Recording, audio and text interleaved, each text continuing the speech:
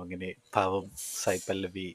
അതായത് ദുൽഖറിന്റെ ചാർലിയിൽ ലാസ്റ്റ് പൂരത്തിന്റെ ഇടയ്ക്ക് ആൾക്കാർ ചവിട്ടി മെതിച്ച് പാർവതി കൊല്ലപ്പെടുകയാണെങ്കിൽ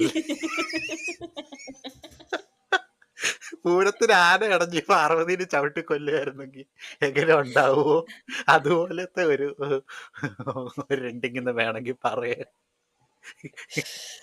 എന്താണേലും അങ്ങനെയാണ് നമ്മുടെ വിരാട്ടപർവം ചാർലി അവസാനിക്കുന്നത്. ചാർലീസ് വിരാട്ടപർവം, പല്ലവീസ് വിരാട്ടപർവം, വെണ്ണിലയുടെ ചാർലി, അങ്ങനെ ഒരുപാട് വിശേഷണങ്ങൾ കൊടുക്കാം. അപ്പൊ അങ്ങനെ ഒരു എൻഡിങ് ആണ്. അപ്പൊ നിങ്ങള് കാണാത്തവരൊക്കെ പോയി കാണുക. നല്ല മികച്ച ഒരു എൻജോയബിൾ പടമാണല്ലേ? നക്സൽ പടമാണ്.